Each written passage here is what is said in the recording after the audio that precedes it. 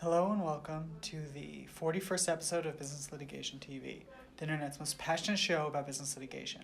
I'm your host, Jesse David Eisenberg, and I'm a New York business litigation attorney. Today, I just want to talk about, I'm calling it the top 5 things you never say to your attorney. All right? You know, this all depends on circumstances and on your case. But there's just times for ethical reasons and just personal reasons you just don't want to tell your attorney what's on your mind. So, just without further ado, I'm going to run through my list. We're going to start off with my cousin, sister, friend, is a lawyer, and she says, right? Every attorney has heard this multiple times, all right? And this is not a good idea to say for many reasons. The first is you hired your attorney for a reason, all right? You should trust them.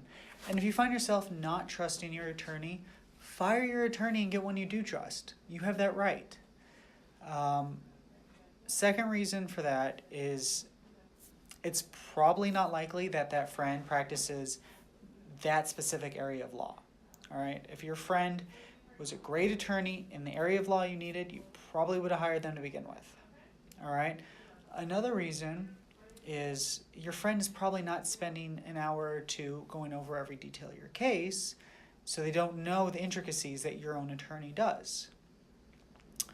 And lastly, you don't want to put your attorney in a position where they have to argue against the opposing counsel and argue with against your friend to get you to do certain actions. All right, it's not fair to your attorney. Okay. The second thing you don't want to tell your attorney is that you want to keep a contract to a certain number of pages, or you already came up with an agreement, just draft it up and I'll sign it. These aren't good ideas. All right, number one.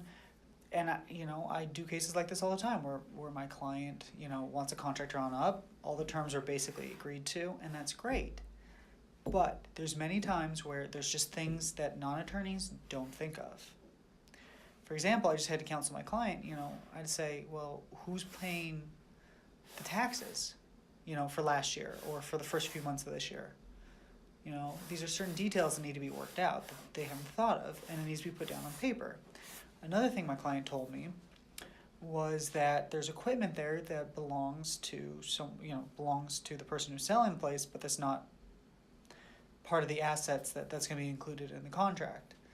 So I said, okay, but we have to enumerate what that all is, and that's more pages, so that they're not accidentally walking off with your property. So that's why you want to make sure that you let your attorney protect you. Okay? Because there's going to be things that he or she can foresee, and certain ways to protect you that you just didn't think of. Or there's just points that need to be raised and added into the contract. The third common thing that attorneys hear that we shouldn't have to is, if this doesn't work, I'll handle it myself. That is borderline promising criminal action. Okay, and maybe I hear it more because I'm in New York, but you never want to promise criminal action or say criminal action's forthcoming or something along those lines. Attorneys, like let's say psychologists, have a duty to report impending crimes, all right? And we can get in major trouble if we don't. If we knew a crime was going to happen and we just sat there and said nothing. All right, your attorney-client privilege does not cover us keeping quiet about crimes you're going to commit. The fourth thing that attorneys hear is, I am going to say something. I'm going to say this on the witness stand.